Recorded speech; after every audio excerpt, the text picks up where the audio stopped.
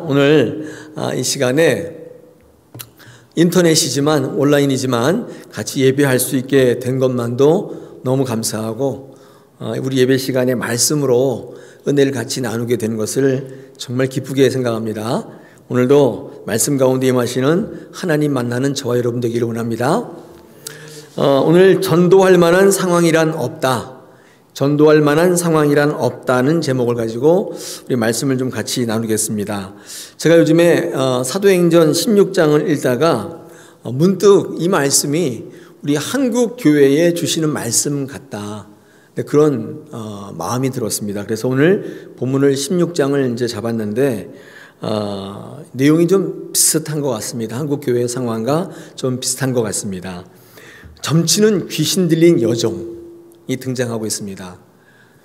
그로 말미암아 큰 피해를 보는 게 아니라 귀신 들린 여종으로 말미암아 큰 이익을 보고 있다. 이렇게 성경은 기록하고 있습니다. 이게 귀신 들린 이 점치는 이 여종으로 인해서 이익을 보는 세상이 있다는 것입니다. 하나님의 말씀이 아니라 하나님의 것이 아니라 점치고 신비를 행하는 이런 일로 인하여 큰 이익을 보는 세상이 있다고 얘기합니다. 자, 그런가 하면 그것이 비본질인 것을 알고 그것으로부터 자유와 치유를 선포하는 사도 바울과 같은 교회가 함께 동시에 공존하고 있다는 것입니다. 왠지 모르게 제 마음에 그렇게 와닿았습니다. 세상은요, 하나님이 아닌 것으로 말미암아 크게 유익을 보고 있고 그것이 손해를 보고 손상되었을 때는 이제 고발하는 것이죠. 그러나 우리 성도의 삶이라는 것은 하나님께 주시는 복인 줄로 알고 하나님의 말씀으로 승리하는 것이지 않습니까? 이게 본질인데 그런 세상의 비본질이 있다는 것을 알고 그것으로부터 자유와 치유를 선포하는 이 사도 바울과 같은 교회가 이 땅에 또한 존재한다는 사실을 우리에게 말씀하고 있습니다.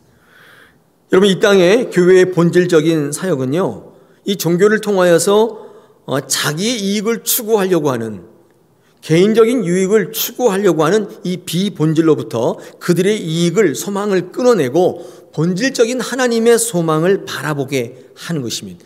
이게 이 땅의 교회들이 할 사역인 것입니다. 사도 바울은 지금 그 일로 말미암아 옥에 갇히는 신세가 되었다고 말씀합니다. 오늘 20절 한번 보십시오. 20절에 보니까 이렇게 되어 있습니다. 사도 바울이 그들의 성을 심히 요란케 했다. 하반절에 보니까 그렇게 되어 있습니다. 비본질적인 것들을 그만두고 본질적인 것들을 찾으라. 이렇게 아마 전도하고 말씀을 선포하다 보니까 그들이 살고 있는 그 동네를 아마 소란하게, 요란하게 했던 모양입니다. 21절에 보니까 우리가 받지 못할 풍속을 전한다. 이 말은 뭐예요? 이 땅이 추구하는 트렌드와 다르다는 거예요. 우리가 그것을 도대체 받아들이기가 어렵다. 우리는 이런 것들이 진리라고 생각하는데 이러한 것들이 인생이라고 생각하는데 저들은 그렇게 얘기하고 있지 않다. 우리와 풍속과 다르다는 것입니다. 22절에 보니까 그래서 무리들이 일제히 일어나서 사도 바울과 실라를 고발했고 그들을 옥에 가뒀다고 23절에 이야기합니다. 깊은 지하의 감옥에 가두고 그 발을 착고에다가 든든히 채웠다고 말씀합니다. 그들이 다시는 본질적인 것을 외치지 못하도록 맨 밑바닥에다 가두고 꼼짝달싹할 수 없도록 가두었다는 것입니다. 이 말씀을 읽는데 왜 요즘에 한국 교회가 생각나는지 잘 모르겠습니다. 왜 우리의 모습이 생각나는지 잘 모르겠습니다. 오늘 8월 들어서 전도를 외치고 있습니다. 오늘 마지막 주일인데 이 말씀을 통해서 저와 여러분 도전받기를 원합니다. 하나님께서 들려주시는 음성이 여러분의 심령에 들려주시기를 원합니다. 한국교회는요 지금 옥에 갇혀 있습니다. 두 발이 착고에 채워 있습니다. 세상에 고발당해 있습니다. 그들의 성을 요란케 했다는 죄목입니다.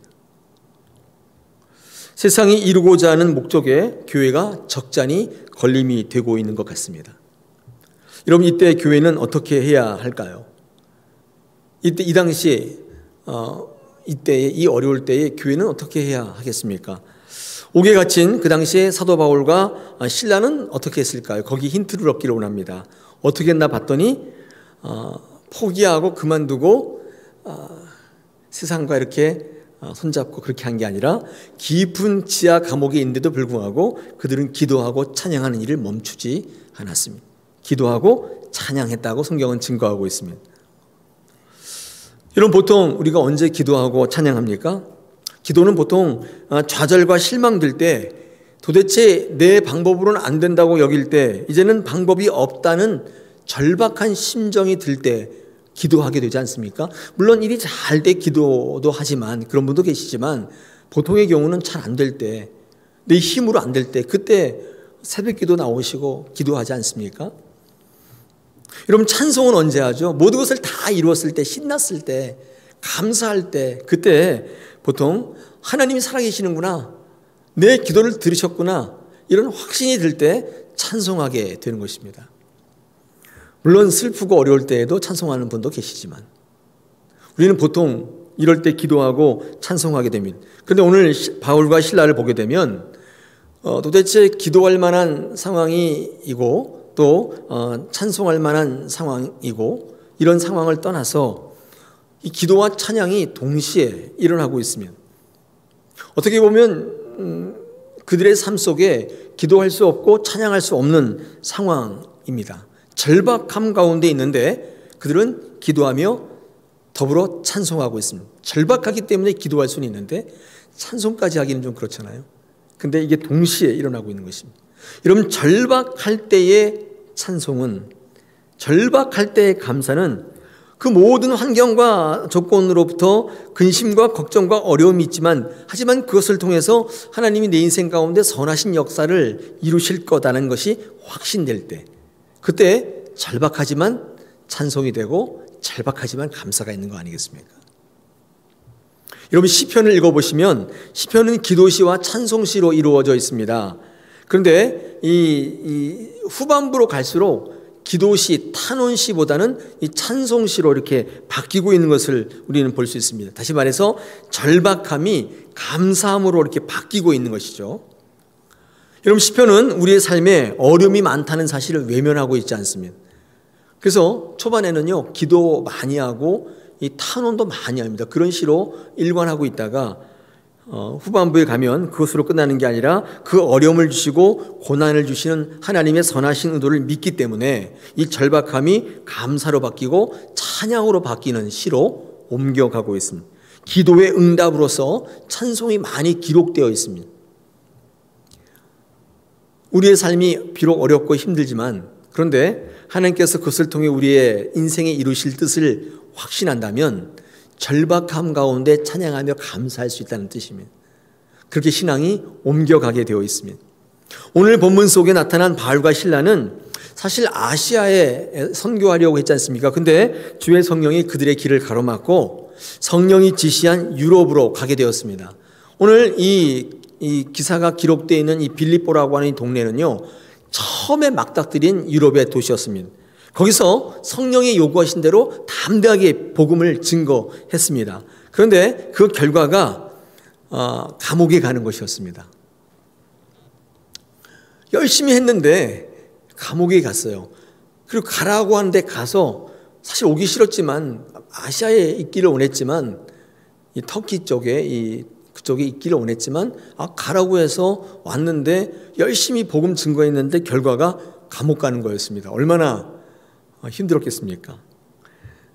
근데 우리는요, 이런 바울과 실라의 이런 신앙의 모습이 전혀 이상하지 않는 이유는 우리도 신앙생활 가운데 그런 일을 참 많이 겪기 때문에 그렇습니다. 여러분, 신앙생활 할 때 열심히 헌신하고 봉사했는데, 열심히 하나님의 명령에 순종하고 예배했는데 이 고난을 받는 경우가 적지 않습니다. 우리 삶에 그런 모습이 많이 있기 때문에 이 바울과 실라의 모습이 전혀 이상하지 않는 거예요. 하라는 봉사 열심히 하고 헌신했어요. 새벽 기도도 열심히 와서 기도했습니다.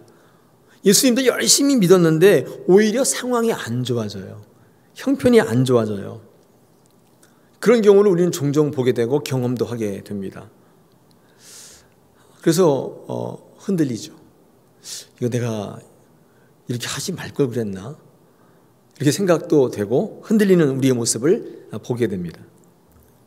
지금 바울과 실라도 그런 경험을 하고 있는데 근데 바울과 실라는 특이하게 후회하거나 낙심하거나 좌절하는 게 아니라, 포기하는 게 아니라 오히려 더 기도하고 찬송하고 있다는 것입니다.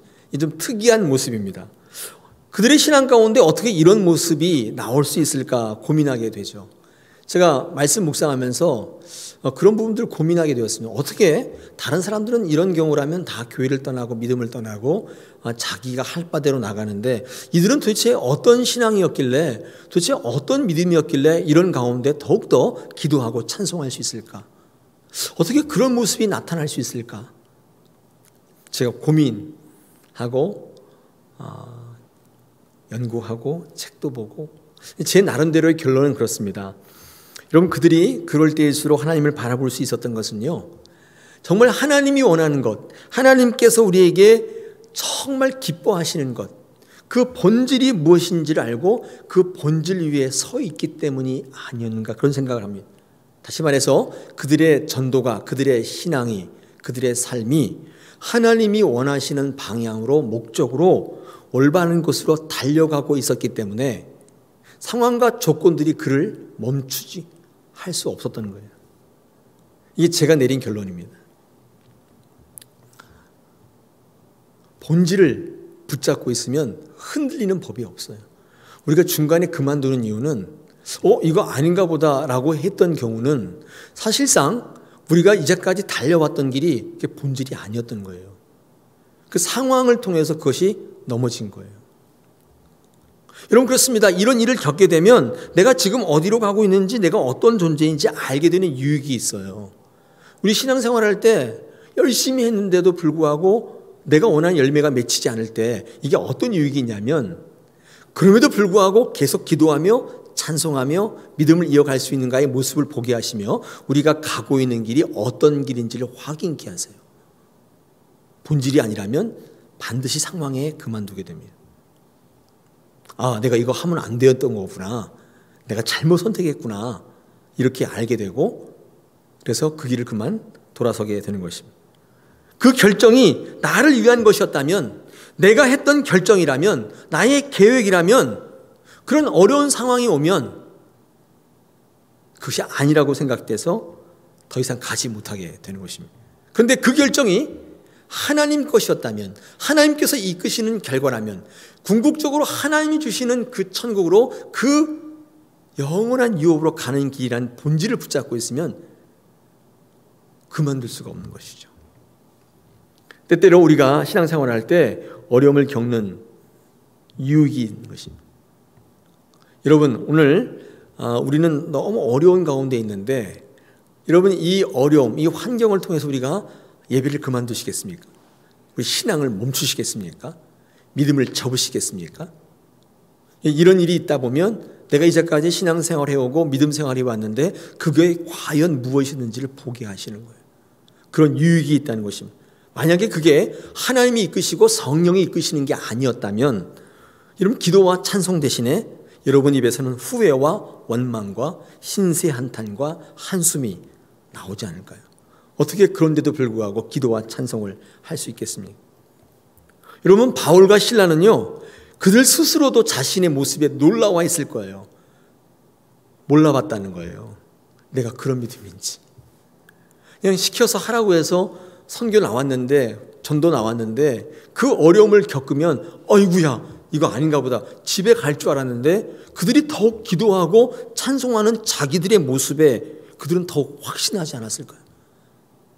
놀라지 않았을까요? 자신의 모습에 깜짝 놀라면서 하나님 살아계신 것을 확신하지 않았을까요? 그만두고 포기한 게 아니었어요. 내가 한 결정이라면 그만뒀겠죠. 잘못 생각했나 봐, 내가 그때 뭔가 뒤집어 씌웠나 봐, 그만뒀겠지만 바울과 실라는 그러지 않았다는 것입니다. 그 고난을 통해 이루실 하나님의 큰 계획을 신뢰하고 기대했기 때문에 그 감옥에서조차 더욱 기도하고 찬송할 수 있지 않았겠습니까? 여러분, 하나님께서 그 절망과 공포의 감옥 한복판에서 이 실라와 바울로 하여금 기도하고 찬송케 하시면서까지 이루시고자 했던 하나님의 그 거대한 계획, 선하신 계획이란 게 뭘까요? 25절 보십시오. 거기 나와 있습니다. 25절에 보니까 한밤중에 바울과 실라가 기도하고 하나님을 찬송하며 어떻게 됐다고요? 어떤 일이 벌어졌다고요? 죄수들이 듣게 되었다. 그런 일이 있었다고 성경은 증거합니다. 이 어려움과 환란이 있는데도 불구하고 이 바울과 실라가 포기하지 않고 낙심하지 않고 끝까지 기도하며 찬송했더니 죄수들이 듣게 되는 놀라운 일이 벌어졌다는 것입니다. 여러분, 그때 이 바울과 실라가 어떤 기도했을까요? 어떤 찬송을 했을까요? 예, 주님, 이 감옥이 너무 힘든데 이 감옥에서 좀 빼주십시오. 여러분, 그런 기도를 했을까요? 근데 제가 개인적으로 볼 때는 그런 기도가 아니었던 것이 확실합니다. 이유는 옥문이 열리고 착고가 벗어졌는데도 불구하고 28절에 보니까 그들은 감옥 안에 그냥 있었습니다. 만약 그런 기도를 했다면 옥문이 열리고 착고가 풀렸을 때 도망가요. 잽싸게. 걸음아 나 살려라. 도망가야 되지 않습니까? 그런데 그러지 않았단 말이에요. 계속 그 감옥에 있었어요. 도망가지 않았습니다. 도망가지 않았던 이유는 뭘까요? 한 가지입니다. 내가 왜 감옥에 있는지를 알고 있는 거예요. 내가 왜 이 감옥에 있어야 하는지 그 이유를 알고 있었던 것입니다. 왜 하나님이 하나님을 했고 봉사하고 헌신하고 전도했는데 왜 열매가 아니라 이 감옥에 오게 하셨는지 하나님의 계획을 알고 있었던 것 아니겠습니까? 그래서 그들은 포기하지 않았어요. 그만두는 게 아니에요. 상황이 그들을 요동하게 만들지 못했어요. 여러분, 요즘에 많이 힘든데 이것 때문에 요동하고 계신다면 이 어려움이, 이 상황이 주는 의미를 모르시기 때문에 그렇습니다. 세상 사람들은요, 지금 이것 때문에 난립니다. 곧 죽을 것처럼, 지구가 멸망할 것처럼 조급해하고 공포를 주고 합니다. 물론 우리가 거기에 전혀 무관심하자는 얘기는 아닙니다. 그런데 여러분, 이 상황이 주는 의미를 알게 되면요, 요동하지 않게 됩니다. 그렇다고 해서 마스크도 쓰지 말고 손도 씻지 말고 그렇게 하자는 건 아니에요. 지혜롭게 잘 대처해야 되는데, 여러분, 그 상황이 주는 의미를 알고 하는 것과 세상과 더불어 묻혀서 덩달아 같이 날뛰는 것하고는 완전히 다른 거예요. 우리 믿는 사람들이 세상에 선포하는 거룩은 바로 그런 것입니다. 상황이 어려울 때 넘어지는 분들은 그 상황이 주는 의미를 모르기 때문에. 여러분, 25절에 죄수들이 들었다고 말씀합니다. 사도 바울과 실라의 관심은 그 감옥 안에 갇혀있는 죄수들과 간수들에 대한 복음 전파였습니다. 그들이 어떤 상황에 있든지 어떤 처지에 있든지 관계없이 어떻게 하면 그들에게 복음을 증거할까? 여러분, 이것은 하나님이 원하는 뜻이기도 했고 그것을 알았던 바울과 실라는 결코 그 자리를 벗어나지 않았습니다. 그들의 관심은 온통 생명에 꽂혀 있었던 것입니다. 그러니까 상황이 어려운데도 그들은 거기를 벗어나지 않았어요. 기회전도라는 말이 있습니다. 기회전도. 이 기회전도라는 말이 무슨 말이냐면요, 관심을 가지고 보면 모든 상황이요 전도의 기회라는 것입니다. 이게 기회전도라는 뜻이죠. 여러분, 특별히 결혼식, 장례식 이럴 때는요 굉장히 좋은 전도하는 기회입니다. 장례식장 가보십시오. 거기 가보면 막 상실감 때문에 너무 슬프잖아요. 근데 가가지고 괜찮아, 뭐 다 지나갈 거야 이렇게 하는 것보다 하늘 소망, 천국 소망, 영생 소망을 심어주면 그 마음이 위로가 되고 눈물이 그치게 되고 소망이 생겨요. 저도 사랑하는 사람을 잃어본 기억이 있습니다. 그것도 뜻하지 않게. 그때 얼마나 절망되고 낙심되는데, 그때 제게 위로를 주고 아무 일도 아닌 것처럼 여기게 했던 찬송가 한 장인데 그게 610장입니다.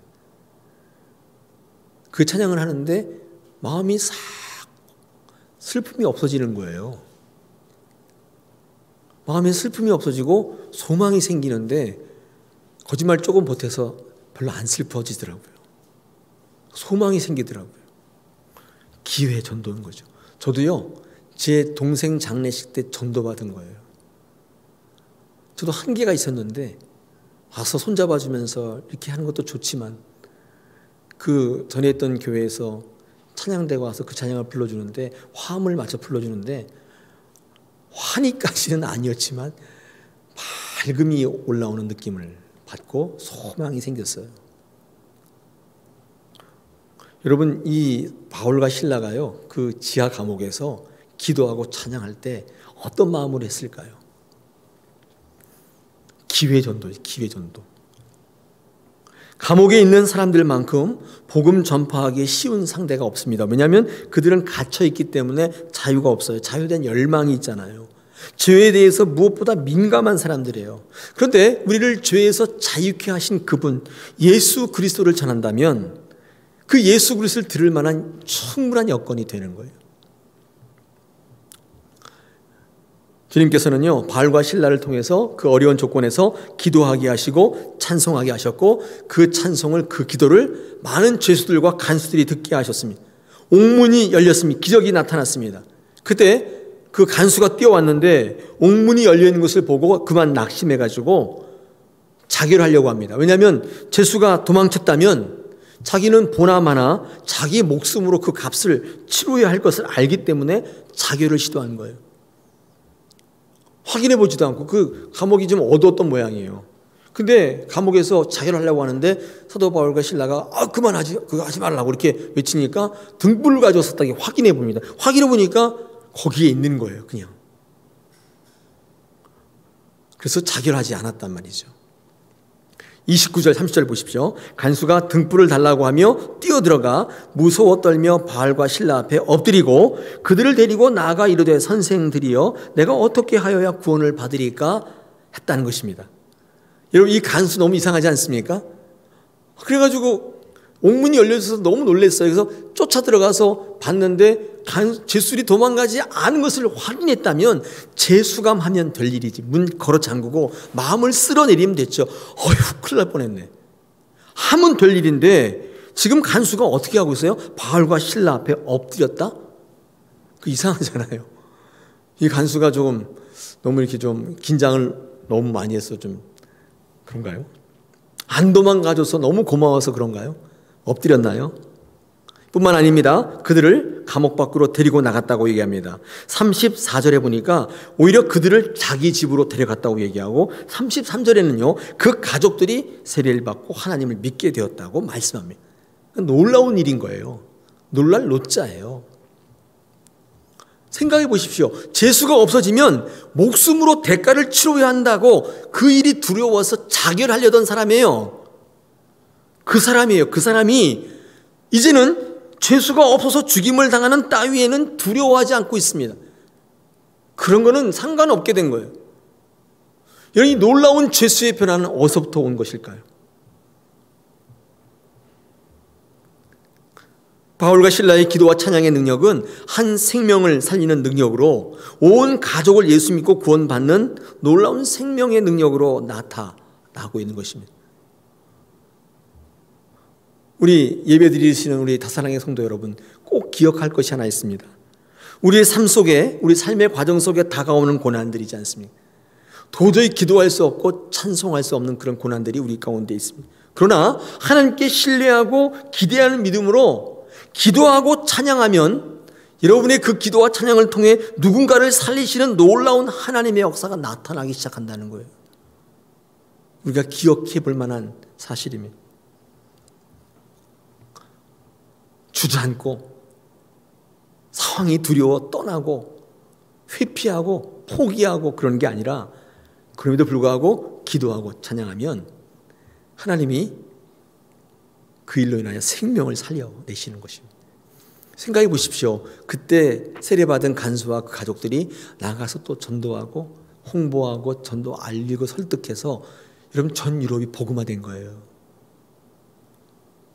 하나님 놀라운 뜻을 가지고 계셨던 거예요. 사도 바울은 지금 우리에게 뭐라고 권면하느냐? 사도행전 14장 22절에서 이렇게 말씀합니다. 제자들의 마음을 굳게 하여 이 믿음에 머물러 있으라 권하고 또 우리가 하나님의 나라에 들어가려면 많은 환난을 겪어야 할 것이다. 이렇게 말했다는 것입니다. 마음을 굳게 하고 이 믿음에 머물러 있으라. 하나님의 나라에 들어가고자 한다면 많은 환난을 앞으로 겪어야 할 것이다. 이렇게 말했다는 거예요. 여러분, 이것이요, 사도 바울이 가지고 있었던 사역관입니다. 그들이 제자들에게, 동역자들에게 선포했던 사역관이에요. 환난을 이상하게 여길 게 아니라 하나님을 더욱 붙잡는 계기로 삼아야 한다고 말씀합니다. 여러분, 사도 바울의 이 사역관은요, 한결같이 끝까지 달려나갈 수 있었던 그의 동력이 됩니다. 포기하지 않는 동력이 되는 거예요. 사도 바울을 한번 이렇게 묵상해 보면 사도 바울은 선교 사역 자체를 볼 때는 그렇게 성공한 사역자가 아닙니다. 제가 1부 예배 때 7대 3 정도 얘기했는데 7 정도가 실패하고 3 정도가 성공했습니다. 뭐 반반 이렇게 봐도 무관할 것 같은데 저는 한 7대 3? 여러분, 사도행전이나 그의 서신서 읽어보시면 사도 바울이 전도했던 많은 도시에서 믿는 무리들도 많았지만 어떤 도시는요 아예 반응도 없었고 어떤 도시는 심지어 사도 바울을 죽이려고 달려들기까지 했습니다. 그런 도시가 굉장히 많았어요. 능력이 종이기 때문에 가는 곳곳마다 옥문이 열리고 지진이 일어날 줄 알았는데 꼭 그렇지만도 않았던 거예요. 어떤 데는요 되지도 않았어요. 듣지도 않았어요.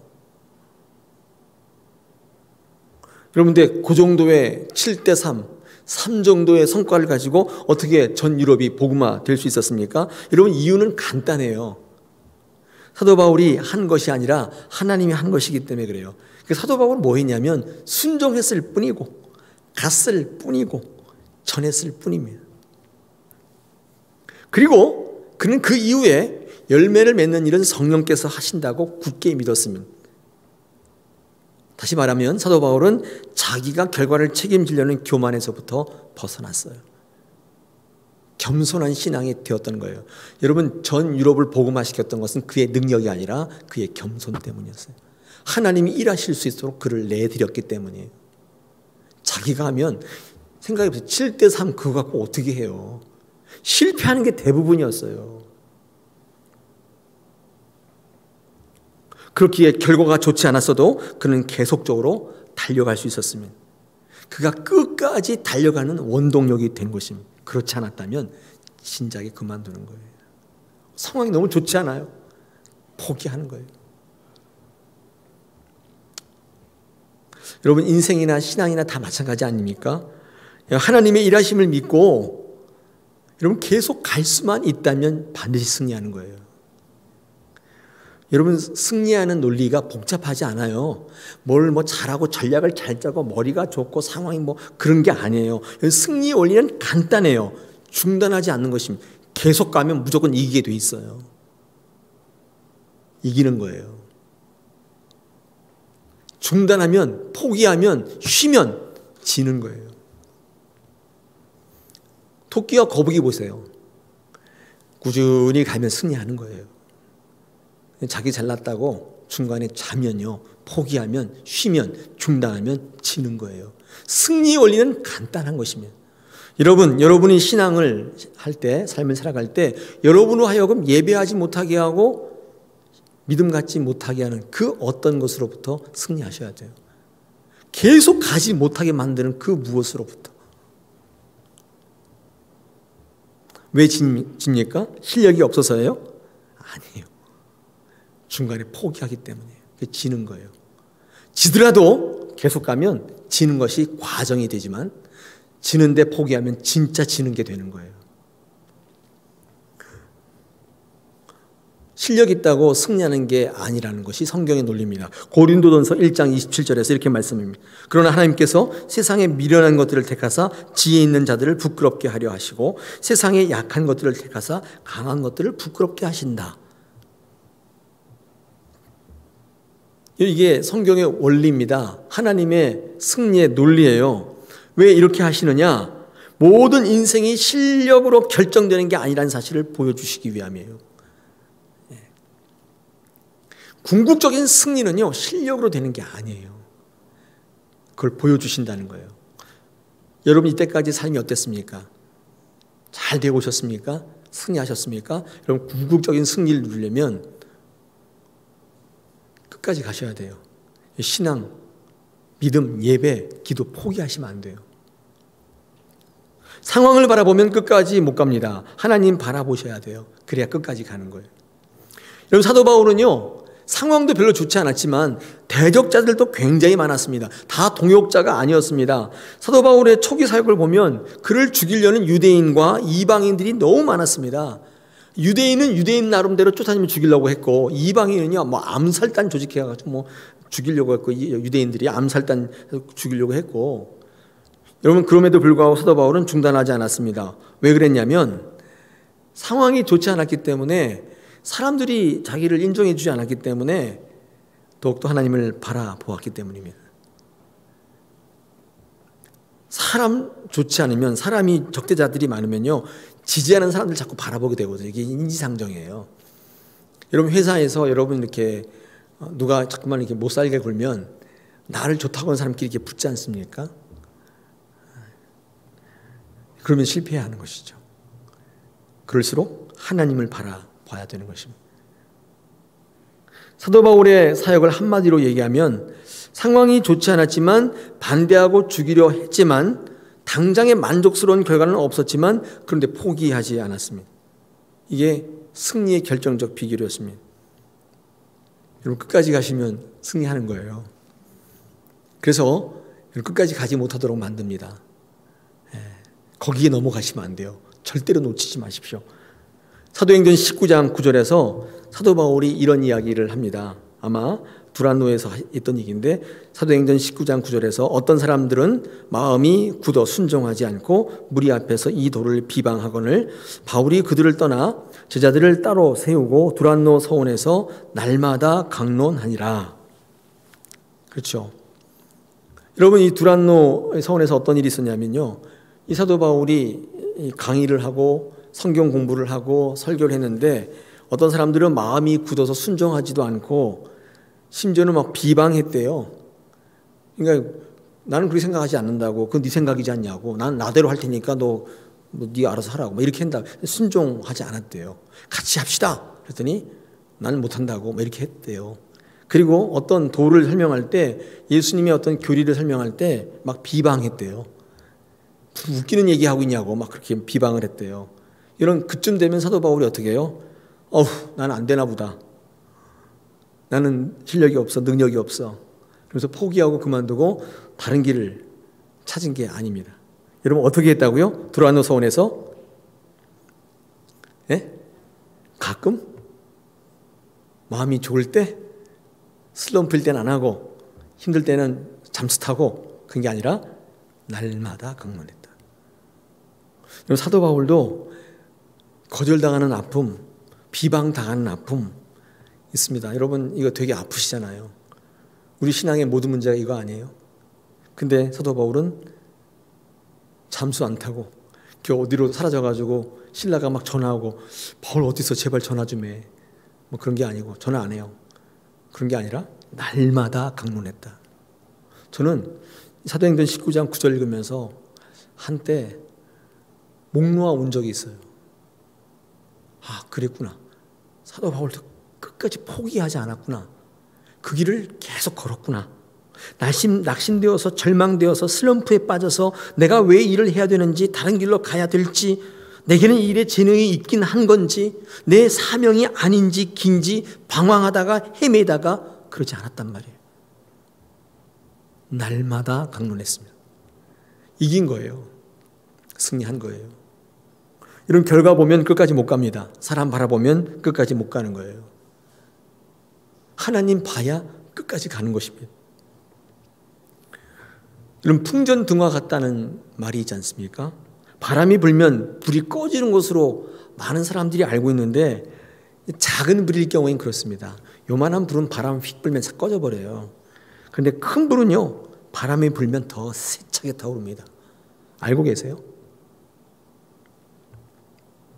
바람이 불어도 꺼지지 않을 정도의 큰 불을 만드셔야 돼요. 요따만한 촛불을 켜놓고 있으면요, 그냥 휙 불면 꺼져버리는 거예요. 바람이 무서운 거예요. 근데 속에 큰 불이 일어나면 어려움이 불어닥치면 나중에 크게 타오르는 거예요. 신앙생활은 그쯤 돼야 되지 않겠습니까? 적어도 이 땅, 이 우주 만물 생명을 만드신 하나님을 믿고 있다면 그 정도의 불은 이 속에 있어야 되지 않나요? 코딱지만한 이 촛불 켜놓고 그냥 누가 한번 훅 불면 확 꺼져버리는, 그래서 어두컴컴하고 그런 게 아니라 큰 불을, 오히려 바람이 불고 뭐 코로나든지 뭐든지 막 불어제낄 때 그 불이 더 크게 막 타오르는 거예요. 대부분의 실패하는 사람들의 특징은 바람이 불면 포기합니다. 다시는 바람 앞에서 이길 수 없는 인생으로 돼버립니다. 바울의 인생을 보면 작은 바람에도 꺼지지 않는, 큰 바람에도 꺼지지 않도록 계속 펌프질했습니다. 불을 키웠습니다. 마음에 열정이 식지를 않았습니다. 날마다 강론할 수 있었던 것입니다. 우리는 지금 큰 불 앞에, 바람 앞에 있잖아요. 또 태풍이 올라오고, 지난번 태풍 지나갔지만 또 태풍이 올라오고, 그보다 더 큰 태풍이 지금 막 불어닥치고 있잖아요. 우리 장로님 기도처럼 연초부터 8월 때까지. 아니 8월 달까지만 해도 끝나면 좋겠어요. 근데 기약 없는 강한 바람이 계속 불어오고 있을 때 더 활활 타오르는, 사도 바울의 사역의 특징은요, 이런 핍박이 심할수록, 바람이 거셀수록 교회는 더욱 교회다워졌고 성도는 더욱 성도다워졌던 것입니다. 성도의 삶 속에 기도할 수밖에 없는 우리의 환경과 상황들을 여러분 직시하셔야 돼요. 그리고 그것을 통해 이루시고자 하는 하나님의 뜻을 기대하시며 신뢰하셔요. 그렇다면 사도 바울이 기도하고 찬양할 때 하나님, 우리가 감당치 못할 놀라운 일을 준비시키신 것처럼 이 바람 앞에 여러분 기도하고 예배하고 찬양을 멈추시지 않으면 여러분 상상하지 못하는 일로 우리 삶에 부흥을 이루시는 거예요. 부흥은 그렇게 일어나는 거예요. 큰 바람이 불 때 불이 확 타오르는 거예요. 그게 부흥인 것입니다. 오늘 우리는 전도할 만한 때가 따로 있다고 생각합니다. 예배할 만한 때가 따로 있다고 생각합니다. 지금은 예배할 때가 아니라는 거예요. 지금은 전도할 때가 아니라고 얘기합니다. 그러나 사도 바울과 신라를 통해 보시다시피 여러분, 전도할 만한 상황이라는 건 따로 없어요. 예배할 만한 때란 없어요. 기도할 만한 때란 따로 없는 것입니다. 우리가 예수 믿음의 목적과 방향, 그 의미를 분명히 알고 주님 붙들기만 하면 전도하지 못할 상황을 통해서, 예배하지 못할 상황을 통해서 하나님은 더 큰 부흥을 허락하실 줄 믿습니다. 할렐루야. 여러분의 삶에 적용하시고 믿음으로 승리하는 저 여러분 되기를 축원합니다.